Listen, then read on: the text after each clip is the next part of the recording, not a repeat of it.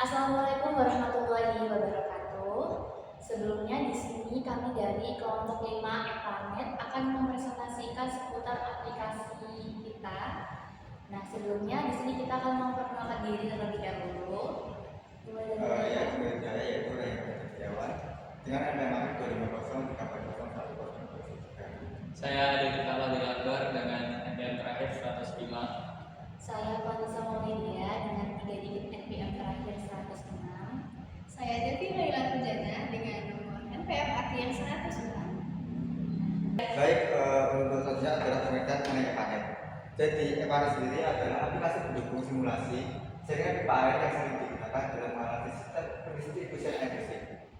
Epanet merupakan alat yang dapat dimanfaatkan untuk mensimulasikan sistem dan proses pengaliran air, kuat tekanan pada jaringan, menggambarkan kualitas air melalui konsentrasi kimia dan proses air, mendukung berbagai proses analisis serta penentuan strategi pengelolaan sistem distribusi air. Selain untuk perancangan sistem baru, Epanet juga berguna untuk mengevaluasi dan merehabilitasi jaringan pipa yang sudah ada di sekitar wilayah kota lah, bisa dibilang. Selanjutnya adalah tujuan.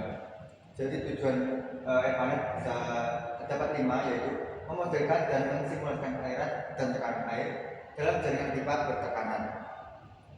Kedua, menganalisis kualitas air dan mengerjakan unsur kimia dalam sistem distribusi. Selanjutnya nomor 3, membantu desain dan kalibrasi sistem distribusi air minum. Keempat, mengoptimalkan operasi pompa, tangki, dan penggunaan energi dalam jaringan. Dan yang terakhir nomor 5, yaitu mendukung perencanaan strategi pemeliharaan kualitas air dan keamanan sistem distribusinya. Untuk selanjutnya akan dijelaskan oleh rekan kami. Baik, selanjutnya saya akan menjelaskan mengenai fungsi dari aplikasi Epanet. Jadi Epanet sendiri digunakan untuk mensimulasikan aliran, tekanan, dan kualitas air dalam jaringan pipa, sekaligus menilai kinerja komponen hidrolik seperti pompa, katup, dan juga reservoir. Nah, reservoir sendiri di sini merupakan sebuah sumber air yang dimana memiliki tekanan yang stabil dan memiliki sumber air yang berlimpah. Aplikasi ini juga mendukung perencanaan dan optimasi sistem distribusi air melalui beberapa skenario seperti membantu mendeteksi potensi masalah serta menyajikan hasil analisis dalam bentuk grafik, tabel, dan peta jaringan. Selanjutnya di sini relevansi Epanet di bidang teknik lingkungan. Analisis jaringan bersih dengan Epanet sangat relevan dengan teknik lingkungan karena membantu merencanakan dan mengelola SPAM atau sistem penyediaan air minum melalui simulasi tekanan, debit, dan head loss. Epanet mempermudah identifikasi masalah seperti tekanan rendah dan potensi kebocoran, sekaligus mendukung perencanaan kebutuhan air dalam jangka panjang. Dengan demikian, Epanet menjadi alat penting untuk meningkatkan kualitas distribusi air bersih dan keberlanjutan lingkungan.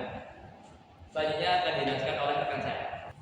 Nah, selanjutnya yaitu komponen-komponen utama yang ada dalam aplikasi Epanet. Tentunya kita sebagai mahasiswa harus mengetahui komponen apa saja yang dapat mendukung, yang dapat menyongsong kita dalam mengerjakan suatu proyek di dalam aplikasi Epanet ini. Bagaimanapun juga nanti dalam proses pengerjaannya, kita harus mengetahui komponen-komponen tersebut untuk apa, penggunaannya seperti apa, dan diaplikasikannya seperti apa. Yang pertama, komponen utama junction atau simpul. Nah, junction ini sendiri sebagai titik pertemuan antar pipa, sebagai tempat kebutuhan air dan tekanan dihitung. Jadi dalam aplikasi Epanet nanti pada penggambarannya itu ada 2 pipa yang saling dihubungkan. Bagaimanapun ini akan berhubungan dengan pendistribusian air. Nah, pendistribusian air pasti membutuhkan sambungan-sambungan pipa antara 2 pipa atau lebih. Nantinya di tengahnya titik pertemuan pipa tersebut itu disimbolkan dengan suatu simbol berbentuk bulat standarnya, tapi juga bisa disesuaikan dengan apa yang kita kehendaki untuk proyek tersebut. Nah, itu disebut dengan junction atau simpul. Kemudian yang kedua yaitu reservoir. Nah, reservoir ini sendiri sebagai sumber air utama dengan tekanan konstan sebagai suplai utama.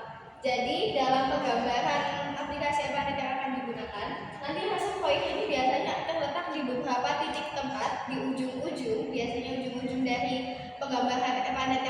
buat sebagai sumber air. Nah, kemudian yang ketiga ada tank.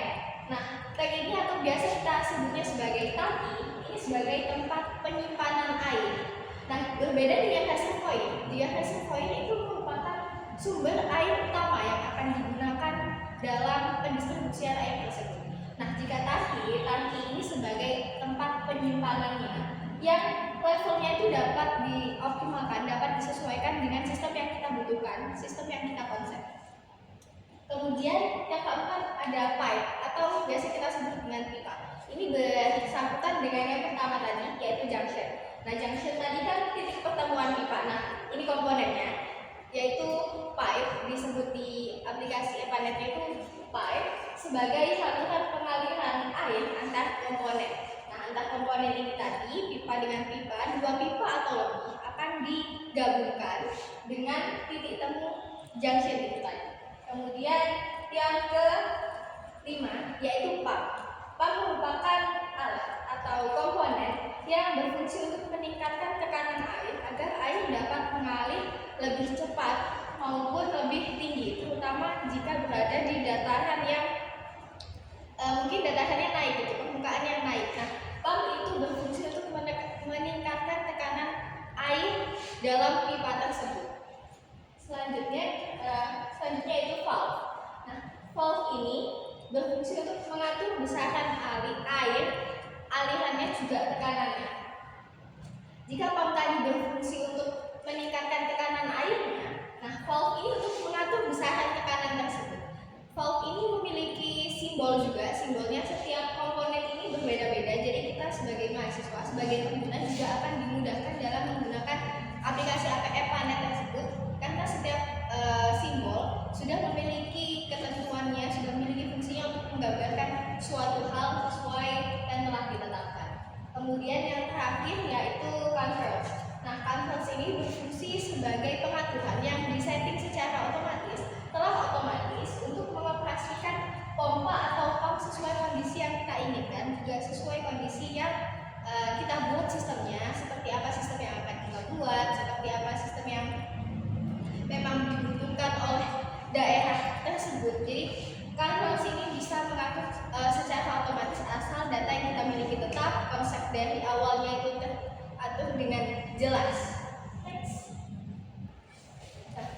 Udah. Next yaitu ini adalah gambaran aplikasi EPANET yang kita miliki. Ini sebagai gambaran dasar ketika kita akan menggunakan aplikasi EPANET untuk membuat sebuah project. Nah, dapat dilihat di sebelah kanan. Untuk reservoir berada di ujung karena biasanya sumber memang berada di ujung. Kemudian yang di sebelah kanan itu ada tulisan pump. Nah, itu kenapa berada di dekat reservoir? Biasanya memang ditaruh di dekat reservoir karena untuk menekan dari sumber. Jadi dia pendistribusiannya rata. Di samping simbol pump itu ada simbol simpul atau junction. Itu berarti ada dua pipa yang bertemu. Jadi tanda-tanda bulat-bulat itu menggambarkan junction atau titik pertemuan antara dua pipa atau lebih. Jadi ini memudahkan kita sebagai pengguna untuk mendesain sesuatu. Jadi kita bisa melihat perbedaannya seperti apa dan melihat konsepnya seperti apa. Titik pertemuannya itu terlihat jelas. Kemudian di bagian paling ujung itu terdapat tangki penyimpanan airnya. Kemudian yang ada di bawah, nah itu ada valve. Valve memang sering berada di antara junction karena dia untuk menyeimbangkan tekanan tersebut. Jadi antara pertemuan antara pipa 1 dan pipa 2. Kemudian dengan sambungan pipa lainnya biar tetap stabil dan optimal. Kemudian bisa dilihat dari gambar di sebelah kiri, kenapa banyak perbedaan warna. Nah, di EPANET sendiri sudah aplikasinya menyediakan berbagai kemudahan. Jadi di aplikasi EPANET juga dapat kita bedakan warnanya sesuai dengan perbedaan tekanan maupun kecepatan aliran airnya. Jadi kita bisa membuat prompt untuk indikasinya seperti apa, angkanya bagaimana, kemudian range tekanannya seperti apa, hingga warnanya seperti apa, itu bisa diatur dapat dilihat reservoir berada di ujung-ujung, karena biasanya memang reservoir berada di ujung sebelum air didistribusikan ke wilayah tersebut. Kemudian banyak juga valve di situ berada di tekanan berwarna merah, karena tekanan berwarna merah itu menandakan tekanan dan kecepatan aliran yang tinggi, di mana memang valve berfungsi untuk meningkatkan tekanan juga menstabilkan tekanan aliran air itu sendiri. Jadi dapat dilihat dari sebelah kiri di aplikasi itu, kita bisa membuat konsep seperti apa saja hal-hal yang ingin kita ketahui, yang ingin kita konsep, yang ingin kita struktur. Kita juga bisa membuat informasi itu tergambar dalam satu tab yang sama. Jadi di sebelah kiri tadi ada hash dan ada flow, itu bisa kita konsep untuk kita lihat dalam satu tab yang sama, dan kita juga bisa melihat di penggambaran sistem pipanya itu tekanannya seperti apa, pengklasifikasiannya seperti apa. Seperti itu. Akan dilanjutkan oleh Oke, selanjutnya di sini ada kelebihan dari aplikasi EPANET itu sendiri. Nah, di sini yang pertama ada bentar dulu. Santai. Oke, Oke, baik, selanjutnya di sini ada kelebihan dari aplikasi EPANET. Untuk yang pertama, di sini aplikasinya itu ringan, tidak membutuhkan spesifikasi tinggi karena EPANET sendiri ini tidak menggunakan model keliki. Selanjutnya di sini memiliki tingkat akurasi yang baik. Nah, EPANET ini menghasilkan simulasi yang sangat akurat selama data yang digunakan itu sesuai dengan kondisi lapangan. Selanjutnya di sini ada fleksibilitas untuk berbagai kebutuhan analisis. Seperti yang telah dijelaskan oleh rekan saya tadi, pengguna dapat menyesuaikan desain jaringan, melakukan evaluasi, serta mencoba berbagai skenario sesuai kebutuhan perencanaan. Nah, selanjutnya di sini sebenarnya banyak ya kelebihan EPANET, tapi di antaranya itu ada mudah dipelajari, gratis, mudah diakses, dan menyediakan hasil analisis yang lengkap dengan output yang diberikan berupa grafik, tabel, gambar, laporan, sehingga sangat membantu dalam proses evaluasi dan pengambilan keputusan. Nah, selanjutnya di sini ada keterbatasan. Nanti aku cut kok. Oke. Nah, selanjutnya di sini ada keterbatasan dari aplikasi EPANET. Untuk yang pertama, EPANET ini memiliki akurasi data lapangan yang dapat menyebabkan hasil simulasi menyimpang jika terjadi kesalahan input. Jadi memang hasil yang dihasilkan itu akurat, tapi datanya harus sesuai dengan hasil lapangan. Nah, tidak menyediakan visualisasi 3D. Karena aplikasi ini termasuk aplikasi ringan yang telah disebutkan dalam kelebihan tadi. Selanjutnya tidak memiliki fitur optimasi diameter otomatis, sehingga evaluasi perbaikan harus dilakukan dengan metode trial and error.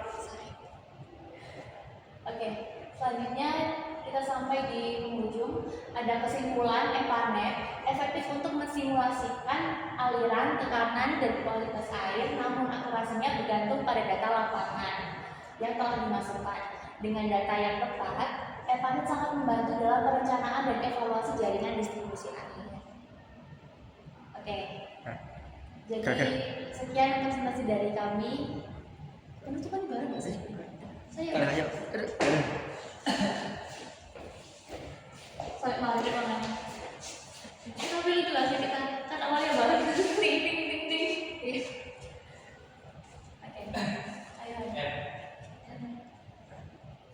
Baik, itu saya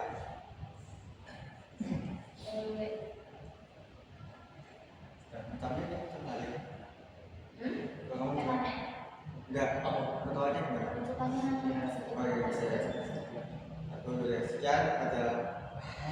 Sekian presentasi dari Bapak kami. Maaf jika ada salah kata dan kekurangan dalam presentasi tersebut. Wassalamualaikum warahmatullahi wabarakatuh.